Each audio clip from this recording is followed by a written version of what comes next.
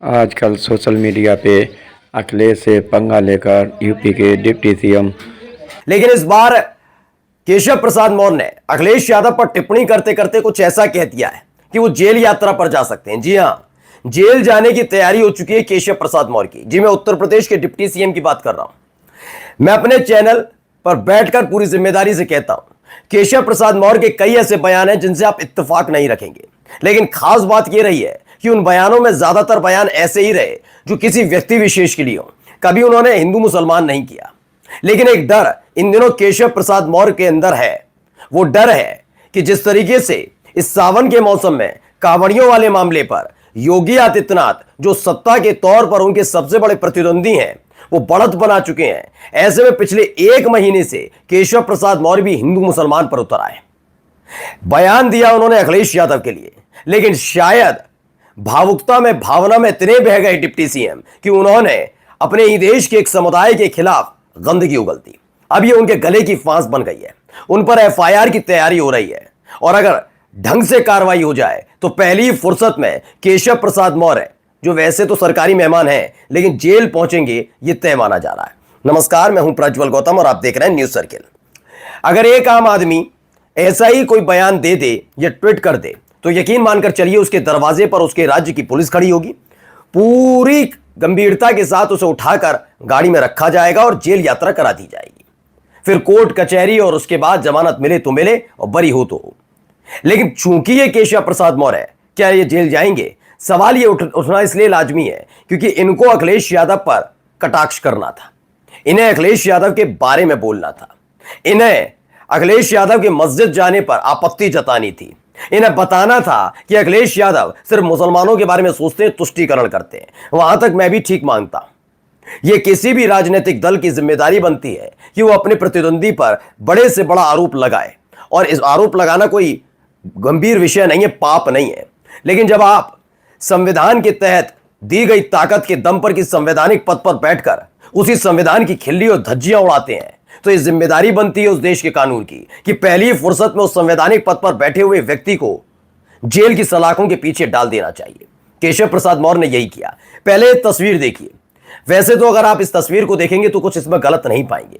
इसमें कई मुस्लिम समुदाय से ताल्लुक रखने वाले लोग नजर आ रहे होंगे। खास बात क्या है, इसमें चेहरे में बता देता हूं। इसमें आपको अखिलेश यादव नजर आ रहे होंगे। पीछे से आप देख रहे होंगे तो इसमें एक डिम्पल यादव भी है, यानी अखिलेश यादव की पत्नी भी मौजूद है। इसमें एक सांसद है, संभल के सांसद बैठे हुए हैं, धर्मेंद्र यादव बैठे हुए हैं, मनोज यादव, आप इन्हें अमूमन प्रवक्ता के तौर पर समाजवादी पार्टी के प्रवक्ता उन्हें आप देखते होंगे। ये तमाम लोग यहां बैठे हुए नजर आ रहे हैं। ये मेरे ख्याल से इसमें कोई आपत्ति वैसे नहीं होनी चाहिए, लेकिन राजनीतिक तौर पर टिप्पणियां, टीका टिप्पणी हो, इसमें कोई गुरेज नहीं है। होती है भाई। एक तरफ आप सोचिए, आप अजमेर शरीफ के बारे में बोलते रहते हैं कि उसके नीचे ये मंदिर है, उसके नीचे वो मंदिर है, हम कोर्ट जा रहे हैं, तमाम चीजें, और हर साल उर्स के मौके पर नरेंद्र मोदी साहब वहां पर चादर पोशी करते हैं। होता है ना, तो तब सवाल किया जाता है। कई जैसे बीजेपी के नेता दिन भर मुसलमानों को कोसते हैं, लेकिन कई बार मस्जिद के आसपास भटकते हुए पाए जाते हैं। तो होती है भाई, आलोचना एक दूसरे की होती रहनी चाहिए, और यही लोकतंत्र कहता भी है।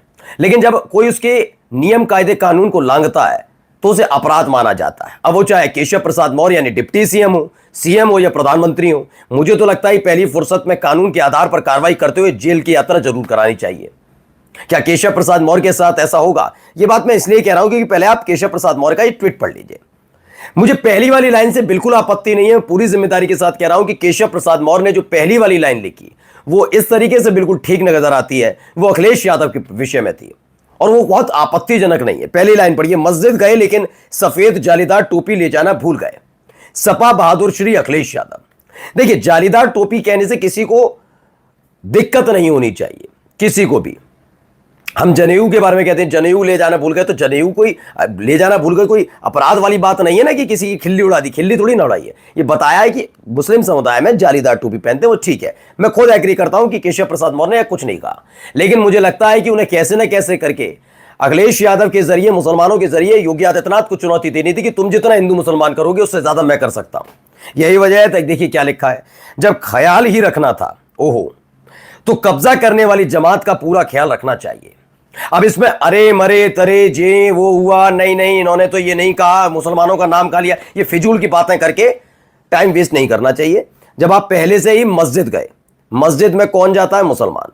जालीदार टोपी कौन पहनता है? मुसलमान। और फिर आप कहते हैं जो ख्याल ही रखना था, नहीं मुसलमानों का ही ख्याल रखना था। तो कब्जा करने वाली जमात का, यानी आप मुसलमानों के लिए कब्जा करने वाली जमात कह रहे हैं। अब यहां से आपत्तियां शुरू होती हैं और विपत्ति अलग से शुरू होगी। लेकिन आपत्ति पहली मेरी क्या है?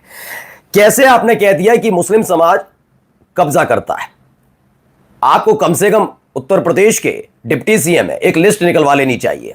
आपको ज्यादातर भूमाफिया हिंदू समाज के ही दिखेंगे। मैं ये नहीं कह रहा हूं कि सिर्फ हिंदू समाज के, मुसलमान भी ऐसे ही करते हैं, मुस्लिम समाज में भी होते हैं। इसीलिए मैं बार बार कहता हूं ये जाति धर्म के आधार पर करना चाहिए, लेकिन एक घटना के तहत पूरे समुदाय को अगर आप करते हैं तो यकीन मानकर चलिए कि बहुत गंदा काम कर रहे हैं और संवैधानिक पद, जिस पद पर बैठे उसका अपमान कर रहे हैं, संविधान का अपमान कर रहे हैं। ये केशव प्रसाद मौर्य को सोचना चाहिए। खैर, कब्जा करने वाली जमात का जिक्र किया। अभी आप जाकर गूगल करिए, मेरी वीडियो रोक लीजिए, गूगल कर लीजिए केशव प्रसाद मौर्य के भाई पर आरोप, बस ये लिख दीजिए, आपको पता लग जाएगा इनके भाई पर अभी हाल ही में क्या आरोप लगा। तो वो बात अलग है कि मामला रफा दफा हो गया, तमाम चीजें। इनके भाई पर भी कुछ ऐसे ही कब्जा, जमीन कब्जे वाले आरोप लगे थे अभी हाल ही में। वो बात अलग है, मामला रफा दफा हो गया, लेकिन आरोप लगे। तो अब क्या कहा जाए? क्या आपके भाई का ख्याल रख रहे हैं अखिलेश यादव?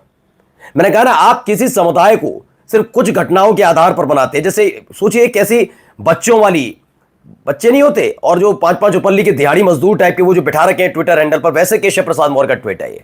मैं क्यों कह रहा हूं तो बताता हूं। खाने में किसी चीज में थूकने वाली वीडियो सिर्फ मुस्लिम समाज से ताल्लुक रखने से नहीं आई।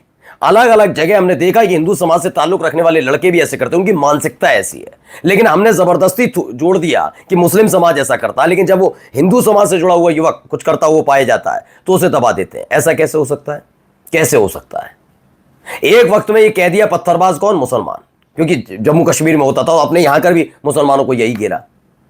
बीच में तो बीजेपी के नेता पाकिस्तान जाने की सलाह देते, गिरिराज सिंह जैसे नेता जिनका ना ओर है ना छोर है, जो आज भी हलाल खाएंगे या झटका खाएगा हिंदू वो तय करने वाला, जो आज जिस व्यक्ति को अपनी मंत्रालय के बारे में नहीं मालूम कितना विकास किया, वो आदमी इसी दिन भर हिंदू मुसलमान में रहा। तो ये वही वाला है। मेरे को केशव प्रसाद मौर्य का ट्वीट वो 2 रुपल्ली के ट्विटर हैंडल पर बैठकर ट्वीट करने वाले दिहाड़ी मजदूरों से कम नहीं लगा।